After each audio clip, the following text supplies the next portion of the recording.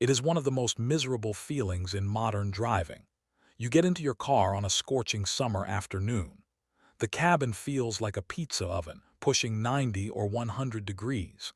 You turn the key, hit the AC button, turn the fan to maximum speed, and wait for that sweet, ice-cold relief. And then it hits you. A blast of dry, stale, humid heat right in your face. 5 minutes go by. 10 minutes go by. You keep adjusting the dials, praying it will magically start working, but nothing changes. Your air conditioner is blowing hotter air than the atmosphere outside. Immediately, your mind starts racing toward dollar signs. You imagine taking it to a repair shop, sitting in a waiting room, and receiving a staggering bill for $1,200 or $1,500 to rebuild the entire system. Here is the good news. A failing car air conditioner does not always mean a ruined bank account. In fact, some of the most common reasons your AC is blowing hot air are remarkably simple fixes that take less than 10 minutes to diagnose yourself, if you know what signals to look for. Today, we are going to walk through a complete, step-by-step diagnostic guide to figure out why your car's air conditioning is blowing warm air, how to test the components yourself under the hood, and how to tell whether you are dealing with a $20 fix or a trip to a certified mechanic. To figure out why your air conditioning is failing, we first have to bust a major myth about how your car's climate control actually works. Most drivers assume that the AC system actively manufactures coldness, like blowing ice over a fan.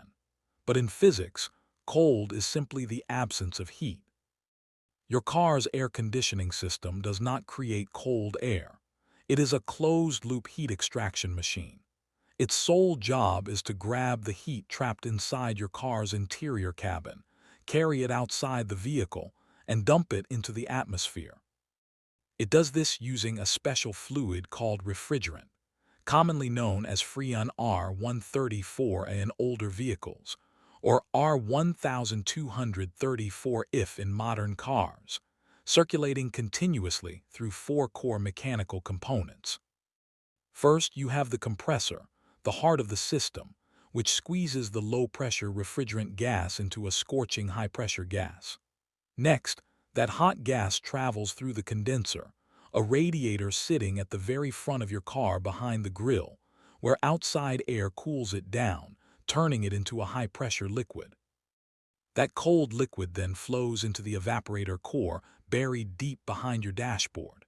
As your cabin fan blows warm air over the freezing evaporator fins, the refrigerant absorbs all the heat from the cabin air, leaving pure cold air to blow through your vents. Finally, the warmed-up refrigerant travels right back to the compressor to start the cycle all over again. If any single link in this chain breaks down, the entire cycle collapses, and your vents start blowing warm, ambient air. So where do you start when your system stops cooling? You always start with the easiest, cheapest, and most overlooked check. Step 1. The $0 airflow diagnostic.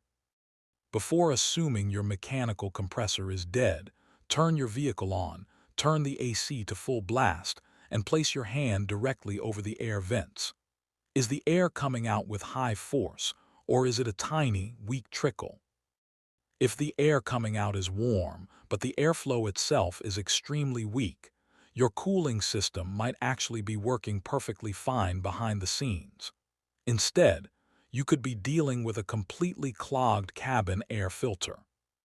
Your cabin air filter sits inside the glove box or cowl area, catching dirt, pollen, leaves, and road dust before it enters the passenger compartment. Over 2 or 3 years of neglect, this filter can turn into a solid wall of black grime.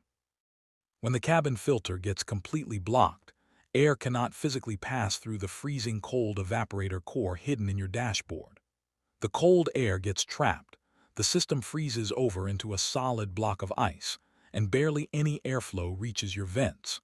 Replacing a filthy cabin air filter costs around $15, takes 5 minutes, requires no tools, and instantly restores your ice-cold airflow.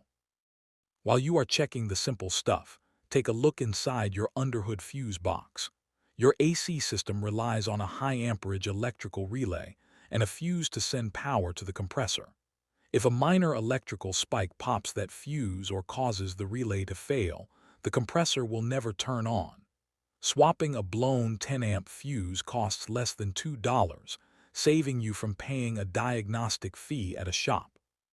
Now, what if your airflow is blowing strong and fast, but it remains completely warm?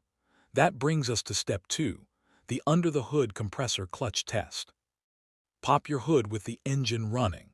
Locate your serpentine belt, the thick rubber belt driving your alternator and power steering, and follow it down until you find the AC compressor. The compressor has a metal pulley spinning continuously as long as the engine is running. But look closely at the very center face of that pulley. That center section is called the electromagnetic compressor clutch. Now have a friend sit in the driver's seat and turn the AC switch from off to on while you watch that pulley.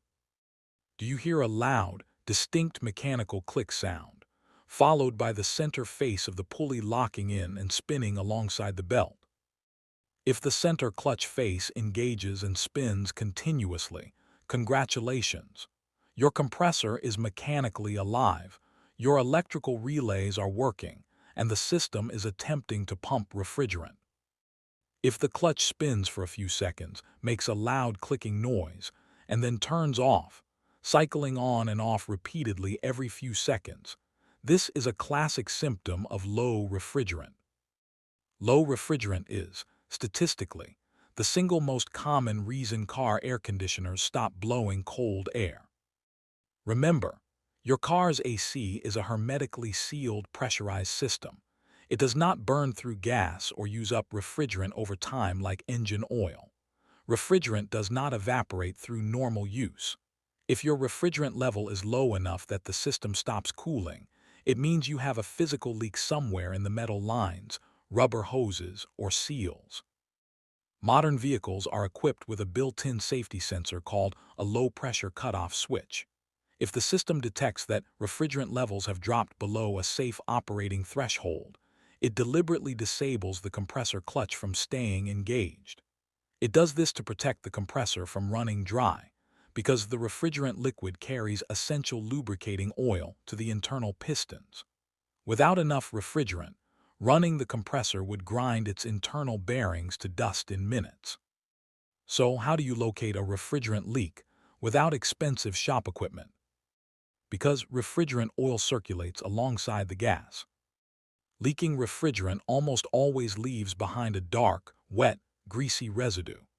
Grab a flashlight and trace the aluminum AC lines leading from the firewall to the front of the engine bay. Look carefully at every rubber hose connection, every crimped fitting, and inspect the front surface of your AC condenser behind your front bumper. If you see a section of the aluminum condenser covered in dark, sticky dirt that looks like an oily stain, you have found your leak. Road rocks bouncing through the front grille frequently puncture tiny holes in the thin aluminum fins of the condenser, letting the high-pressure gas escape over a few weeks or months. Now, a word of warning regarding those DIY recharge cans you see sitting on shelves at retail stores. While hooking up a $20 recharge can with a gauge might temporarily get cold air blowing for a week or two, many of these cans contain chemical leak-stop additives. These gooey sealing additives can react with moisture inside the system, hardening into solid crust that permanently clogs your expansion valve and ruins the entire system.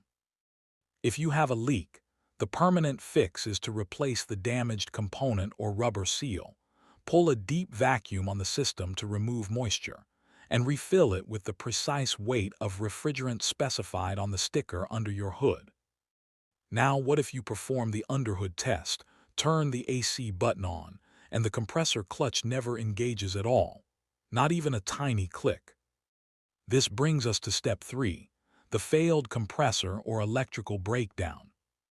If the compressor clutch receives electrical power and has sufficient pressure, but refuses to snap shut, the electromagnetic coil inside the clutch assembly may have burned out from age and heat. On many vehicles, You can replace just the exterior clutch assembly and coil without unhooking the refrigerant lines or replacing the entire $400 compressor pump. However, if the compressor internal bearings have failed completely, an event mechanics call Black Death, the internal metal pistons grind against each other, spreading fine metallic dust throughout every line, hose, and valve in the entire vehicle. When this happens, simply bolted on a new compressor will fail within weeks because that leftover metal shrapnel will destroy the new pump instantly. A proper repair requires flushing every line, replacing the receiver dryer, replacing the expansion valve, and installing a new condenser. Finally, let us look at step 4, the interior electronic trap, the blend door actuator. Imagine a scenario where your compressor is spinning fine under the hood, your refrigerant pressure is perfect, your lines are freezing cold to the touch, but the air coming out of your dashboard vents is still scorching hot. Inside your dashboard sits a tiny electric motor called the blend door actuator. Its job is to turn a small plastic flap back and forth, blending cold air from the AC evaporator with hot air from the engine heater core to achieve your desired temperature.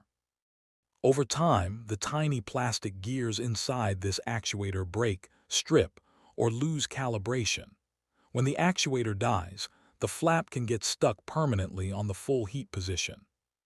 Even if your AC system is producing ice-cold air behind the scenes, the broken blend door forces all the incoming air to pass directly through the hot engine heater core before reaching your face. How do you know if you are dealing with a bad blend door actuator instead of a mechanical AC failure? First, listen closely behind the center console or glove box when you change the temperature settings from hot to cold. A failing blend door actuator almost always makes a distinct, rhythmic clicking or tapping sound, like a tiny hammer tapping against plastic, lasting for 15 to 30 seconds after you start the car. Second, check for dual-zone temperature differences. If the passenger side vents are blowing freezing cold air, but the driver side vents are blowing warm air, your AC mechanics are working fine. The issue is simply a stuck blend door actuator controlling your side of the cabin. Replacing a blend door actuator is usually a $40 to $80 part fix that you can execute under the dashboard with basic hand tools. Diagnosing your car's climate control comes down to following a logical path. Check your airflow, verify your compressor clutch is turning, inspect for oily refrigerant leaks, and listen for interior dashboard clicking. By taking 15 minutes to run these basic visual checks before heading to a repair shop, you arm yourself with knowledge, prevent getting oversold on unnecessary parts, and take control of your vehicle's maintenance. If you found this step-by-step diagnostic breakdown helpful, hit that like button, leave a comment down below sharing what vehicle you drive and what AC issue you are dealing with, and subscribe for more straight-to-the-point automotive technical guides. Thanks for listening, and stay cool out there.